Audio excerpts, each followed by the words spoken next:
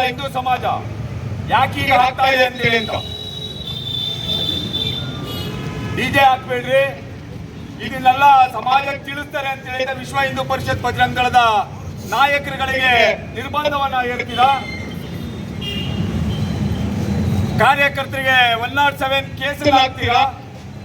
Case ಹಾಕಿದ್ರೆ ಯಾರೇ ಸಭೆ ಎದುರವರಿದ್ದಾರೆ, ನೀವು 100 ಅಲ್ಲ 150 ಕೇಸ್ ಹಾಕ್ರಿ. ಕೇಸ್ ಹಾಕಿಸ್ಕೊಂಡ್ರೇನೆ ನಾವು ಕಾರ್ಯಕರ್ತರು ಅಂತೇಳಿ ಅಂತ ಆಗ್ತಾ ಇರೋದಿಲ್ಲ. ನೀವು ಎಷ್ಟು ಕೇಸ್ ಹಾಕ್ತೀರಾ ಅಷ್ಟು ಶತ್ರುಗಳಾಗ್ತೀವಿ ನಾವಿಲ್ಲಿ. ಯಾವುದೇ ಕಾರಣಕ್ಕೂ ಭಯ ಪಡುವಂತ ವ್ಯವಸ್ಥೆಯಲ್ಲಿ ನಾವಿಲ್ಲ. ಆ ಮತಾಂಧ ಮುಸಲ್ಮಾನರಿಗೆ ಒಂದು ಎಚ್ಚರಿಕೆ. ನಮ್ಮ ಹಿರಿಯರು ರಾಘವೇಂದ್ರ ಭಟ್ರು ಅವರೇ ಹೇಳಿದ್ರು, ಕುಂಭಕರ್ಣ ನಿದ್ದೆಯಲ್ಲಿದೆ ಹಿಂದೂ ಸಮಾಜ ಅಂತ ಯೋಚನೆ ಮಾಡಬೇಡ್ರಿ. ನಾವು ಎದ್ದೋರಂತ ಸಮಯ ಹತ್ರ ಬಂದಿದೆ. ನಾವು ಎದ್ರೆ ಆಂಜನೇಯನ ರೀತಿ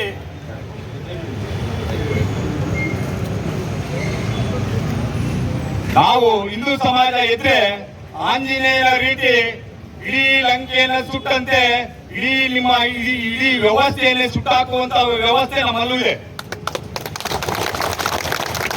ಯೋಚನೆ ಮಾಡಬೇಕು. ನಮಗೆ ಇಟ್ಕೊಳಕ್ ಬರಲ್ವಾ? ನಮಗೆ ಮಚ್ಕೊಂಡು ಇಟ್ಕೊಳಕ್ ಬರಲ್ವಾ? ನಮಗೂ ಬರುತ್ತೆ. ಆದ್ರೆ ನಮ್ಮ ಹಿರಿಯರು ನಮಗೆ ಹೇಳ್ಕೊಟ್ಟಿದ್ದಾರೆ, ನನ್ನ ತಾಯಿ ನಮಗೆ ಹೇಳ್ಕೊಟ್ಟಿದ್ದಾರೆ ಏನಂತ ಅಂದ್ರೆ ಇನ್ನೊಬ್ರಿಗೆ ತೊಂದರೆ ಮಾಡಬೇಡ ನೀವು ಅಂತೀರಿ ಅಂತ. ಆದ್ರೆ ಅವ್ರ ಮನೇಲಿ ಅವ್ರು ಹೇಳ್ಕೊಡಲ್ವೇ? ಅವ್ರ ಮದ್ರಾಸ ಕಳಿಸ್ತಾರೆ. ಆ ಮದ್ರಾಸದೊಳಗಡೆ ನಾವು ಮೊನ್ನೆ ಹೇಳಿದ್ವಿ, ಪೊಲೀಸ್ ಇಲಾಖೆ ಗಮನ ತಂದಿದ್ದೀವಿ, ಇಲ್ಲೆಲ್ಲ ಅನಧಿಕೃತವಾಗಿ ಮದ್ರಾಸಗಳು ನಡೀತಾ ಇದೆ, ಅದ್ರ ಬಗ್ಗೆ ತೀಕ್ಷ್ಣ ಕ್ರಮ ತಗೊಳ್ರಿ ಅಂತ. ಎಲ್ಲಿ ನಡೀತಾ ಇದೆ ಮದ್ರಾಸ ಅನಧಿಕೃತವಾಗಿ ಕೇಳ್ತಾರೆ. ಅಲ್ಲ, ಹುಡುಕ್ಬೇಕಾಗಿರೋದು ನಿಮ್ ಕೆಲಸ, ಸಮಯ ನಂದಲ್ಲ. ನಾನು ಹೇಳೋದು ನಂದು ಜಾಗೃತಿ ಮೂಡಿಸುವಂತ ಅಷ್ಟೇ ಕೆಲಸ ನಂದು. ಯೋಚನೆ ಮಾಡಕ್ ಪೊಲೀಸ್ ಇಲಾಖೆಯವರಿಗೆ, ಇಡೀ ಹಿಂದೂ ಸಮಾಜಕ್ಕೆ, ಈ ರಾಜಕಾರಣಿ ಸಿದ್ದರಾಮಯ್ಯನ ಮೊಮ್ಮಗ ಇದ್ದಾನೆ, ಅವರು ನಾಳೆ ಮುಲ್ಲ ಆಗಬಾರದು ಅಂತ ಹೇಳಿ ನಾವು ಹೋರಾಟ ಮಾಡ್ತಾ ಇರೋದು. ಸಿದ್ದರಾಮಯ್ಯ ಮೊಮ್ಮಗನ ಆದಿಯಾಗಿ ಇಡೀ ಹಿಂದೂ ಸಮಾಜದ ಸಲುವಾಗಿ ವಿಶ್ವ ಹಿಂದೂ ಪರಿಷತ್ ಬಜರಂಗ ದಳ 60 ವರ್ಷಗಳ ಕಾಲ ಹೋರಾಟ ಮಾಡ್ಕೊಂಡು ಬಂದಿದೆ.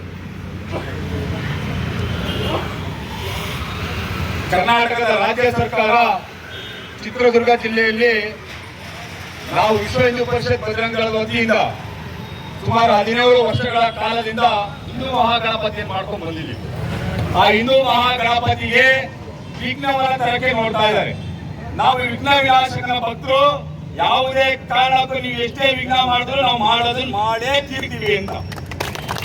ಸಿದ್ದರಾಮಯ್ಯನಿಗೆ, ಜಿ ಪರಮೇಶ್ವರ್ಗೆ ಅಲ್ಲ, ಜಿ ಪರಮೇಶ್ವರ್ಗೆ ತಲೆ ಬುದ್ಧಿನೇ ಇಲ್ಲ ಅಂತ ಅನ್ಕೊಂತೀನಿ. ಯಾಕೆ ಅವ್ರ ಅಪ್ಪನ ಫ್ಲೆಕ್ಸ್ ತೆಗಿತಾ ಇದ್ದಾರೆ ತುಮಕೂರಲ್ಲಿ. ಅವರಪ್ಪ ಸಮಾಜ ಸೇವಕರು ಅಂತ ಫ್ಲೆಕ್ಸ್ ಹಾಕಿದ್ರು ಹಿಂದೂ ಮಹಾಗಣಪತಿಯವರು. ಆ ಫ್ಲೆಕ್ಸ್ ನ ಗಂಗಾಧರನವ್ರನ್ನ ಆ ಫ್ಲೆಕ್ಸ್ ತೆಗಿತಾ ಇದಾರೆ. ನೀನ್ ಏನ್ ಮಾಡ್ತಿದ್ಯಪ್ಪ? ಒಬ್ಬ ಅಲ್ಲಿ ಪಕ್ಕ ಮಸೀದಿ ಇದೆ ಅಂತ ಹೇಳ್ಬಿಟ್ಟು ಆ ಮಸೀದಿ ಸಾಬನ್ನು ಓಲೈಕೆ ಮಾಡಕ್ಕೋಸ್ಕರ ನಿಮ್ಮ ಅಪ್ಪನಿಗೆ ನೀವು ಅವಮಾನ ಮಾಡ್ತಾ ಇದೀಯ. ನೀವು ಹಿಂದೂಗಳನ್ನ ರಕ್ಷಣೆ ಮಾಡ್ತೀರಾ? ನೀವು ಮದ್ದೂರೊಳಗಡೆ ಹೆಣ್ಮಕ್ಳು ರಚ್ಚಿಗೆದ್ದಿದ್ದಾರೆ. ಯೋಚನೆ ಮಾಡಿ. ಹೆಣ್ಮಕ್ಳು ತಾಯಂದ್ರು ಅವರು ದುರ್ಗಿ ಹತ್ರ ಅವ್ರ ಕೈಗೆ ಆಯುಧ ತಗೊಳಕ್ಕೂ ಮುಂಚೆ ಈ ಮತಾಂಧ ಮುಸಲ್ಮಾನರು ಯೋಚನೆ ಮಾಡ್ಬೇಕು. ನನ್ನ ತಾಯಿ ನನಗೆ ಏನಾದ್ರೂ ಆಜ್ಞೆ ಕೊಟ್ರೆ ನಿಜವಾಗ್ಲೂ ನಿಮ್ಮನ್ನು ಧ್ವಂಸ ಮಾಡಕ್ ನಾವು ರೆಡಿ ಇದೀವಿ. ಆದ್ರೆ ನನ್ನ ತಾಯಿ ಹೇಳಿದೆ ಬೇಡ ಅಂತ ಹೇಳಿದ್ರೆ, ಯಾಕೆಂದ್ರೆ ನಾವೆಲ್ಲ ಭಾರತ ಮಾತೆ ಮಕ್ಕಳು, ಭಾರತ ಮಾತೆಯನ್ನ ತಾಯಿ ಅಂತ ಪೂಜೆ ಮಾಡುತ್ತಾ ಇರುವಂತವ್ರು. ನನ್ನ ದೇಶ ಸುರಕ್ಷಿತವಾಗಿರ್ಬೇಕು ಅಂತ ಯೋಚನೆ ಮಾಡ್ಕೊಂಡು ನಾವು ಸುಮ್ಮನೆ ಇದೀವಿ. ಡಿಜೆನ ಬ್ಯಾನ್ ಮಾಡ್ತಾ ಇದ್ದೀವಿ, ಧ್ವನಿವರ್ಧಕವನ್ನ ಬ್ಯಾನ್ ಮಾಡ್ತೀರಾ? ಅಲ್ಲ ಸ್ವಾಮಿ, ಈ ಹಿಂದೆನೋ ನಿಮ್ದೆ ಇತ್ತು, ಈಗ ಯಾಕೆ ಸಾಬ್ರನ್ನ ಓಲೈಕೆ ಮಾಡ್ರಿ ಏನು ಈ ತರ ತೀರಾ ಓವರ್ ಆಗಿ ಮಾಡೋರು? ಇಡೀ ಸರ್ಕಾರನೇ ಸಾಬ್ರಿಂದ ನಿಂತ್ಬಿಟ್ಟಿದೆ. ಸಾಬ್ರಿಗೆ ಯಾಕೆ ಅವರು ಇಷ್ಟೆಲ್ಲ ಮಾಡ್ತಾ ಇದಾರೆ? ಇಲ್ಲ, ಸಣ್ಣ ಹುಡುಗ ಉಗ್ದ ಅಲ್ಲಿ ಕಲ್ಲೊಡಿದ್ರು ಅಂದ್ರೆ ಇವರು ಸರ್ಕಾರದಿಂದ ಸಾಬ್ರ ಮೇಲೆ ಇದ್ದಂತಹ ಕೇಸ್ ಜಮೀರ್ ಅಹಮದ್ ಹೇಳ್ತಾನೆ, ಬಹಿರಂಗವಾಗಿ ಹೇಳಿದನು, ನೀವ್ ಏನ್ ಬೇಕಾದ್ರೂ ಮಾಡ್ರಿ, ನಾನು ನಿಮ್ ಜೊತೆ ಕಲ್ಲಾದ್ರೂ ಹೊಡೀರಿ, ಕೊಲೆನಾದ್ರೂ ಮಾಡ್ರಿ, ಏನಾದ್ರೂ ಮಾಡ್ರಿ, ನಿಮ್ ಜೊತೆಲಿ ಇದೀನಿ ಅಂತಂದ್ರೆ ನೀವು ಕೇಸ್ ಹಾಕ್ತೀರಾ? ಪೊಲೀಸ್ ಇಲಾಖೆ ಯಾರನ್ನ ಕರ್ಕೊಂಬಂದು ಜೊಮಾಟೊ ಕೇಸ್ ಮಾಡತ್ತೆ, 4 ಕೇಸ್ ಹಾಕ್ತೀರಾ? ಅವ್ನ ಹಿಂದ್ಗಡೆ ಹೋಗಿ ಜಮೀರ್ ಅಹಮದ್ ಬಿಡಿಸ್ಕೊಂಡ್ಬರ್ತಾನೆ.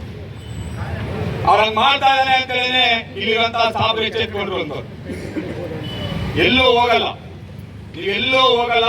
ನಿಮ್ಗೆ ಇಷ್ಟ ಇದ್ರೆ ಇಲ್ಲಿ ಇರ್ಬೋದು, ಇಲ್ಲ ಅಂತಂದ್ರೆ ನಮ್ಮ ಪ್ರವೀಣ ಕಿಲ್ರು ರಾಘವೇಂದ್ರ ಭಟ್ರು ಹೇಳ್ದಂಗೆ ಪಾಕಿಸ್ತಾನ ನಿಮ್ಗೆ ಕೊಟ್ಟಿದ್ದೀವಿ, ಅಲ್ಲಿಗೆ ಹೋಗ್ರಿ. ಇಲ್ಲ ಅಂತಂದ್ರೆ ನಿಮ್ಮನ್ನು ಓಡಿಸುವಂತ ಕೆಲಸವನ್ನ ನಾವು ಮಾಡಿಯೇ ತೀರ್ತೀವಿ. ಪೊಲೀಸ್ ಇಲಾಖೆಗೆ ನಮ್ಮ ವಿಶ್ವ ಹಿಂದೂ ಪರಿಷತ್ ಬಜರಂಗ ದಳ ಸಾಗರದ ವತಿಯಿಂದ ಒಂದು ಆಗ್ರಹ. ಮೊನ್ನೆ ನಡೆದಂತ ಇನ್ಸಿಡೆಂಟು ಸಣ್ಣ ವಿಷಯ ಅಲ್ಲ. ಇದರಿಂದ ಮತಾಂತರ ಜಿಹಾದಿ ಶಕ್ತಿಗಳಿದೆ, ಇದರಿಂದ ದೊಡ್ಡ ದೊಡ್ಡ ಕೈಗಳಿದೆ. 4 ಕೇರಿ ಬಿಟ್ಟು ಆ ಕೇರಿಗೆ ಬಂದು ಆ ಮನೆ ಗೇಟ್ ತೆಗ್ದು ಆ ಮೆಟ್ಲು ಹತ್ಕೊಂಡು ಹೋಗಿ, ಇನ್ನು 4 ವರ್ಷ 5 ವರ್ಷ ಮಕ್ಕಳು ಅಂತ ಹೇಳ್ತಾ ಇದೀರಾ, ಆ ಮೆಟ್ಲು ಹತ್ಕೊಂಡು ಹೋಗಿ ಇಲ್ಲಿ ಗಣಪತಿ ಬರ್ತಾ ಇದೆ ಇದು ಮುಗಿಬೇಕು ಅಂತ ಹೇಳಿ ಆ ಹುಡುಗರಿಗೆ ಏನ್ ಕನ್ಸು ಬಿದ್ದಿರ್ಲಿಲ್ಲ. ಇದನ್ನ ಹೇಳ್ಕೊಟ್ಟಿರೋರು ಇದಾರೆ.